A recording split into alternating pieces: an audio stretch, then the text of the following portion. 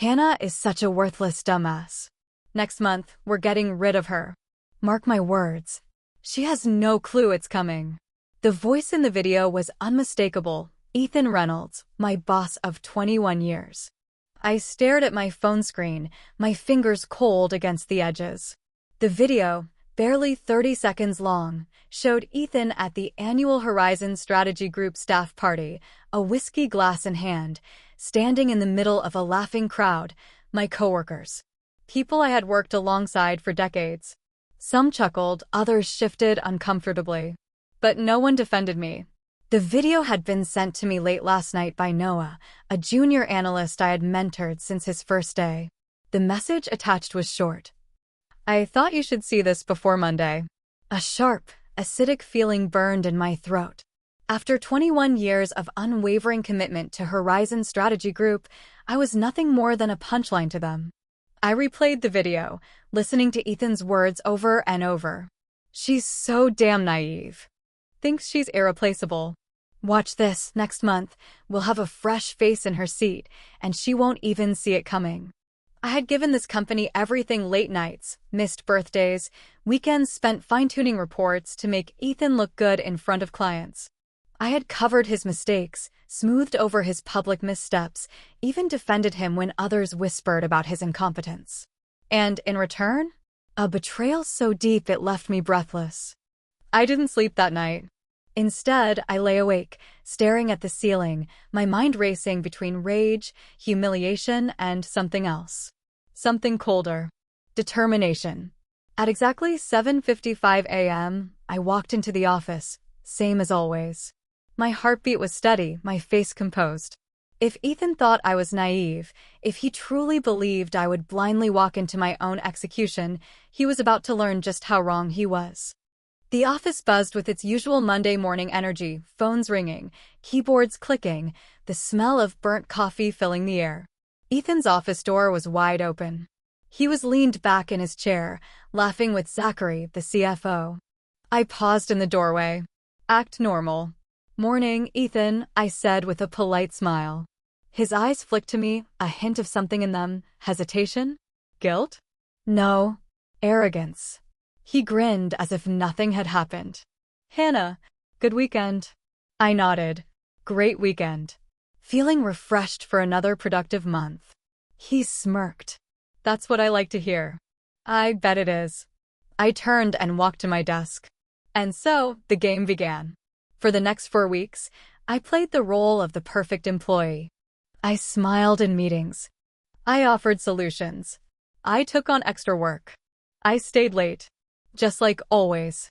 But beneath that, I was quietly collecting everything I needed: emails, contracts, financial reports. Things most people wouldn't think twice about. I thought twice about everything. And more importantly, I made sure someone else did too. I reached out to old clients, the ones who had stayed loyal to me, not Ethan. I dropped subtle hints about considering new opportunities and was met with immediate interest. I reached out to a corporate attorney, laying the groundwork for something that would hit Ethan where it hurt the most: his wallet and his reputation. And, most importantly, I reached out to a competitor, a firm that had been circling Horizon Strategy Group for months, looking for a way to poach its best talent. I wasn't just leaving. I was taking everything he took for granted with me. The morning of my final day, I arrived early. Ethan hadn't told me yet. He thought he'd catch me off guard, call me into his office with HR, give me some empty speech about restructuring and budget constraints. He had no idea I already knew. He had no idea I was 3 steps ahead. And by the end of the day, he would finally realize who the real fool was. I watched Ethan from across the office, a polite smile on my face, masking the storm brewing underneath. He was so confident, so sure of himself, laughing with Zachary like nothing was coming. He thought he had won. But today, I wasn't just going to be fired. I was going to make sure this was the day everything started to fall apart for him. The day passed as usual: emails, meetings, reports, as if everything was normal. But I felt it. That subtle shift in the air. People were watching me. Whispers behind glass doors. Quick glances when they thought I wasn't looking. I kept my posture relaxed, moving through the day as if I had no idea what was coming. If they expected tears, desperation, pleading, they were going to be deeply disappointed.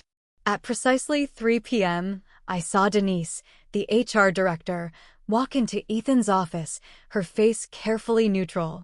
She didn't make eye contact with me. A few minutes later, my phone lit up. "Ethan Reynolds, please come to my office at 3:30. There it was. I exhaled slowly, then stood, smoothing down my blouse. It was showtime. I knocked on the door, stepping inside with a polite smile. Denise sat across from Ethan, her company-issued folder neatly placed in front of her, standard HR protocol. I had seen this play out before, just never as the one on the receiving end. Ethan put on his best fake sympathetic face. "Hannah, please, have a seat." I did. "We appreciate your dedication to the company over the last 21 years, he began, his voice measured, like he was reading from a script. "But as you know, the industry is evolving, and we've had to make some difficult decisions regarding staffing." I nodded as if this were brand new information.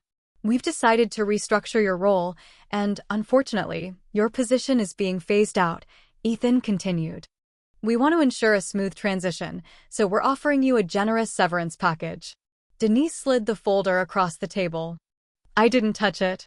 For a brief second, I saw relief flash across Ethan's face. He had expected a reaction. He had expected anger, pleading, confusion. Instead, I just smiled. "I understand," I said, my voice calm. A flicker of hesitation crossed his face. This was too easy for him. Too clean. He cleared his throat. "We'll need your company laptop and access badge before the end of the day. And of course, we ask that you sign a non-disclosure agreement regarding company operations." Of course, they wanted to make sure I left quietly. Still, I stayed silent. Watching. Waiting. Then Ethan leaned forward slightly, his voice dropping. "I know this must be difficult," he said, pretending to care. "But you're talented, Hannah. I'm sure you'll land on your feet." "Oh, I know I will." I tilted my head slightly. "Just to clarify, this decision is final?" Ethan blinked, slightly caught off guard. "Yes, of course." "Perfect," I said.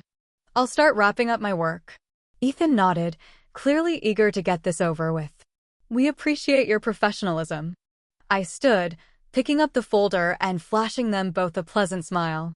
And as I walked out of the office, I felt the weight of 21 years lift off my shoulders. Because now, I was free to burn everything to the ground. I spent the rest of the afternoon doing exactly what they expected, packing up my things, smiling at coworkers, saying polite goodbyes. Just another employee leaving. But behind the scenes, I was pulling the last strings of my plan.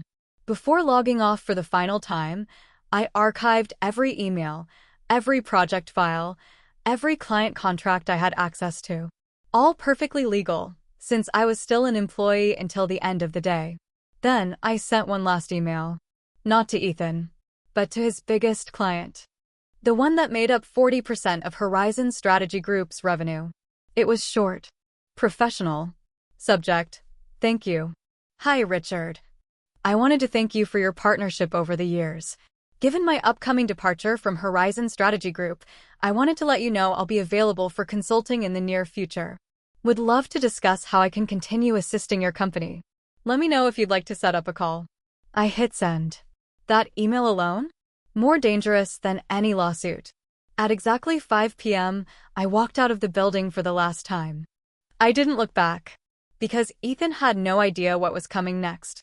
The morning after my departure, I woke up to the sound of my phone buzzing. I checked the screen. Unknown number. I already knew who it was. Letting the call ring out, I leaned back against my pillows, a slow smile forming. Ethan was about to realize exactly how bad his mistake had been.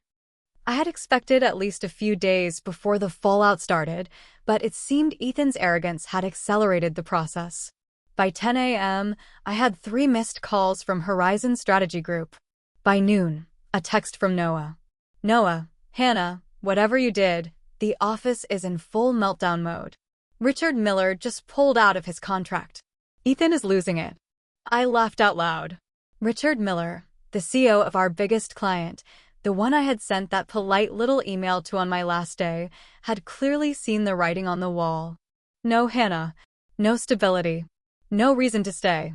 Ethan had taken me for granted for 21 years. He thought I was replaceable. But the truth? I had been the glue holding everything together. And now? That glue was gone. At 2:30 p.m., another call. This time, I answered. "Hello," I said, my tone calm. A sharp exhale. "Hannah," Ethan's voice was tight, controlled. I just heard about Richard. He mentioned you reached out." "I did," I said simply. A beat of silence. Ethan wasn't used to me being this unbothered. "Listen," he continued, forcing a chuckle. "I think there's been some miscommunication. Richard seemed to think you were leaving to work elsewhere. He got spooked. I'd love to clear things up." There it was. He wanted me to fix his mess. I leaned back in my chair, twirling my pen between my fingers. "Ethan," I said, my voice smooth. "You told everyone I was a worthless dumbass who wouldn't see it coming. Why would you need me now?" Silence. His breathing tightened. He knew exactly what I was referencing. "Hannah," he started again, this time slower, more cautious. "You know that was just office banter." I cut in, my voice dangerously light. "I don't hold grudges, Ethan." A sharp inhale on his end. "I just make smart decisions. Richard made one too." I heard him grit his teeth. "Are you working for someone else?" The desperation was starting to creep in now. He was trying to figure out what my next move was. I smiled. "I don't see how that's relevant to you." A long silence. Then, "This isn't a smart play, Hannah," he warned. "We have a lot of mutual contacts in this industry." The threat. He was trying to intimidate me. He still thought he had the upper hand. And that was his biggest mistake. After hanging up, I didn't waste a second. I pulled out my notes and checked my list. Because Ethan was just the first step. Over the past 4 weeks, I had been in quiet discussions with his biggest competitors, the firms he secretly feared, the ones he laughed off in meetings but constantly tried to undercut in pricing. And one in particular had been very interested in what I had to offer. At 4 p.m., I walked into a sleek office downtown, greeted by a receptionist who already knew my name. 5 minutes later, I sat across from Nathan Pierce, CEO of Westbridge Consulting. "I'll be honest," Nathan said, leaning forward, eyes sharp. "The moment I heard you were leaving Horizon Strategy Group, I had my team watching. And after today's news, I think we both know Ethan's ship is sinking." I gave him a knowing smile. "And you want to take advantage of that?" He smirked. "I want to make sure we both win." I already knew the offer was coming. But I didn't just want a job. I wanted leverage. I pulled out the file I had prepared. "These," I said, sliding it across the table, "are projections based on my knowledge of Horizon Strategy Group's clients, their upcoming renewals, the weaknesses in their current contracts. If you want to take them down, this is where you start." Nathan flipped through the pages, his expression darkening with satisfaction. Then he looked up at me. "I assume you're not just giving this away for free." I smiled. "No, I'm not." His grin widened. "Let's talk terms." By the time I left the office, the deal was sealed. I wasn't just joining Westbridge Consulting. I was bringing Horizon Strategy Group's clients with me. By next week, Ethan wouldn't just be losing contracts, he'd be bleeding out. And the best part? He still had no idea. By Monday morning, the first wave hit. The moment Horizon Strategy Group opened its doors, their inboxes were flooded with termination notices. 3 major clients, ones I had personally managed for years, had decided to jump ship. Westbridge Consulting had moved fast. Faster than Ethan could have ever anticipated. And I was watching it all unfold from the other side of the battlefield. At 8:15 a.m., a text from Noah came through. "Noah, holy crap, Hannah." Ethan just stormed into the main office. "He looks like he hasn't slept. I swear he's about to combust." I smirked. Good. Ethan had been so sure of himself. So convinced that I was just another disposable employee. But today, he was realizing that losing me wasn't just an inconvenience. It was a catastrophe. By 9 a.m., the cracks were turning into full-blown fractures. Zachary, the CFO, had locked himself in his office, desperately crunching numbers, trying to assess the damage. Legal was scrambling to review contracts, hoping to find a loophole that could keep the fleeing clients locked in. And Ethan? Ethan was making frantic calls to every executive contact he had, begging them to stay. But it was already too late. The whispers were spreading. Clients were starting to realize just how unstable Horizon Strategy Group had become. And the worst part? Ethan had no idea who to blame. At noon, my phone rang. Unknown number. I answered. Hannah. Ethan's voice came through, strained and on edge. I leaned back in my chair. Ethan, to what do I owe the pleasure? He exhaled sharply. I don't know what the hell you've been telling people, but we have a serious problem. I arched an eyebrow even though he couldn't see me. Oh, what kind of problem? You know damn well what kind, he snapped. Miller's gone. And now 3 other major accounts have pulled out. That's millions in revenue disappearing overnight. I need you to be straight with me, did you? He stopped himself. He didn't want to say it. Did I orchestrate this? I let the silence drag just long enough for him to sweat. Then I said, calmly, carefully, I don't work for Horizon Strategy Group anymore, Ethan. What happens to your company isn't my concern. A beat of silence. Then, you're working for Westbridge, aren't you? His voice had turned sharp. I smiled. I don't see how that's relevant to you. Ethan cursed under his breath. You're making a mistake, Hannah. This industry is small. You don't want to burn bridges. I let out a small laugh. Ethan, you burned that bridge the moment you stood at that party and called me a worthless dumbass in front of the entire company. Silence. And then, for the first time, I heard it in his voice. Fear. He knew. This wasn't bad luck. This was me. I could almost picture him sitting at his desk, his power slipping through his fingers, realization settling in. That he had severely underestimated me. And that this was just the beginning. At 3 p.m., another update from Noah. Noah, emergency board meeting just got called. The investors are freaking out. There's talk of replacing Ethan. I felt pure satisfaction roll through me. Because that had been part of my plan all along. Ethan had always managed to cover up his incompetence, hiding behind my work, my dedication. But now, the ugly truth was out in the open. And in the corporate world, nothing kills a CEO faster than uncertainty and lost revenue. The next morning, I made one final move. I walked into Horizon Strategy Group. Not as an employee, but as a warning. The office was eerily quiet. The usual energy was gone, replaced with tension thick enough to cut with a knife. People looked at me as I walked through the hall, whispering behind their screens. They knew. They all knew. And then I reached Ethan's office. I knocked. Come in. Came the gruff response. I stepped inside. Ethan sat at his desk, his tie loosened, dark circles under his eyes. His usual arrogance? Gone.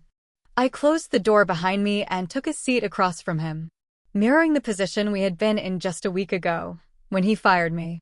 How's it going, Ethan? I asked lightly. His jaw clenched. Cut the crap, Hannah. What do you want? I tilted my head. Me? I just wanted to see how you were doing. He let out a bitter laugh. Oh, you know how I'm doing. I smiled. I did. He took a deep breath. Look, if there's a way to fix this, to make this right, what would it take? There it was. The desperation. The surrender. I leaned forward slightly, keeping my voice soft but firm. There's no fixing this, Ethan. His expression hardened. You think you've won? I stood, smoothing down my blazer. I don't think I've won. I met his tired, defeated gaze. I know I have. And then, before walking out of his office for the last time, I turned back and said the final words he never expected to hear. Enjoy unemployment, Ethan. Ethan thought he could contain the damage. He thought a few phone calls, a little damage control, maybe even a few empty promises would be enough to stop the bleeding. But by the end of the week, Horizon Strategy Group wasn't just bleeding, it was hemorrhaging. And now? The world was watching it happen in real time. On Friday morning, the headlines hit. Major client exodus at Horizon Strategy Group, CEO under fire. Westbridge Consulting acquires key clients in strategic move. Is this the end for HSG? Executive shakeup imminent. Investors lose faith in Ethan Reynolds' leadership. Every business journal, every corporate blog, every financial analyst was covering it. And I was sitting in my brand new office at Westbridge Consulting, sipping my coffee, watching the empire Ethan built on arrogance and my hard work crumble into dust. At 10 a.m., my phone buzzed. Noah, Hannah, you are not going to believe this. Emergency investor meeting. Rumor is they're forcing Ethan out. I leaned back in my chair, smiling to myself. Right on schedule. At 1 p.m., the board called an emergency meeting. Every senior executive, every major investor, and of course, Ethan. For the past week, he had been spiraling, trying and failing to put out the fires. But now? The board was done listening to excuses. Gentlemen, Ethan started, forcing his usual smirk. I know things look unstable right now, but I have a plan.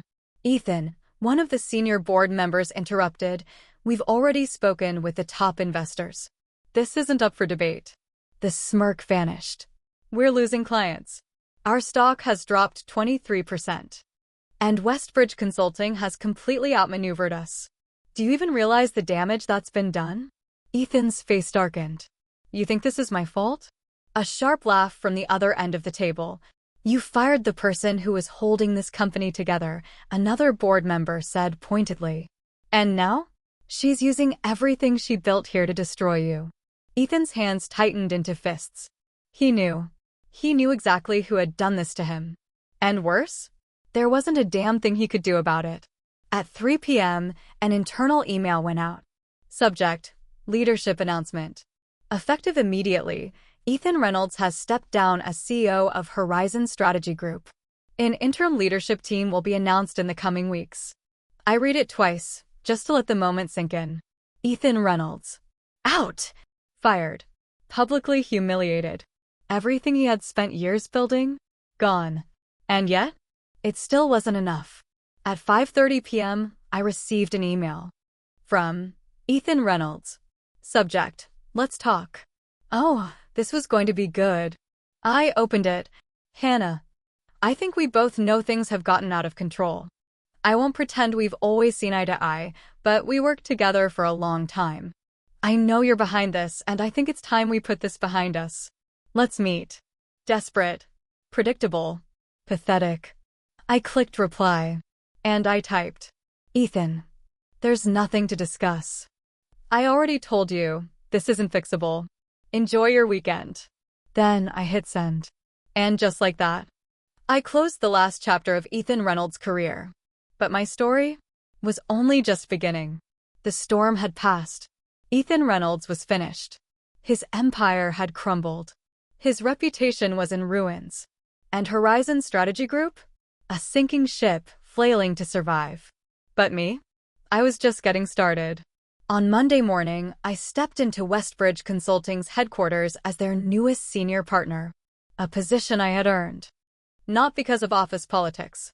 Not because I had played nice with the right people, but because I was the best at what I did.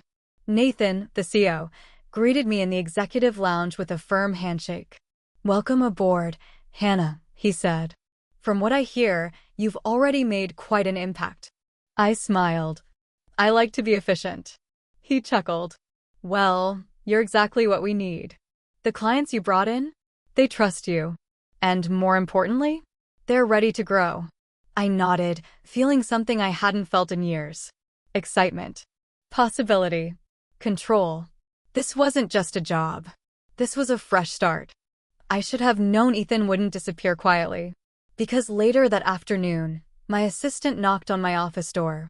Hannah, she said, hesitating. You have a visitor. I raised an eyebrow. Who? She looked uncomfortable.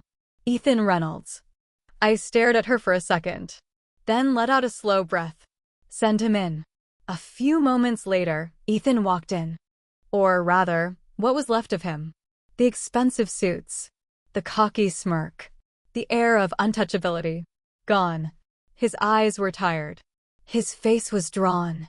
And for the first time in his life, he looked small. I leaned back in my chair, studying him. He didn't sit. He didn't speak. Not right away. Finally, he let out a humorless chuckle. You really did it, huh? I tilted my head. Did what? His jaw clenched. You destroyed me. I didn't correct him. Because he wasn't wrong. Instead, I simply said, you destroyed yourself, Ethan. He exhaled sharply. I underestimated you. I nodded. Yes, you did. A long silence stretched between us. Then, he said the last thing I ever expected. I need a job. I almost laughed. Almost. Instead, I just stared at him. Ethan Reynolds, the man who had mocked me, humiliated me, called me a worthless dumbass to an entire room of people. And now? He was standing in front of me, begging. It was poetic. Perfect. I could have crushed him in that moment. I could have humiliated him, dragged him through the mud, made him feel just a fraction of what I had felt. But instead, I just stood, walked over to him, and met his defeated gaze. No, Ethan, I said, my voice calm. You don't need a job. I leaned in slightly, my words soft but lethal. You need a lesson. His eyes darkened. But he said nothing. I smiled. Good luck, Ethan. Then I turned, walked back to my desk. And just like that, I dismissed him for good.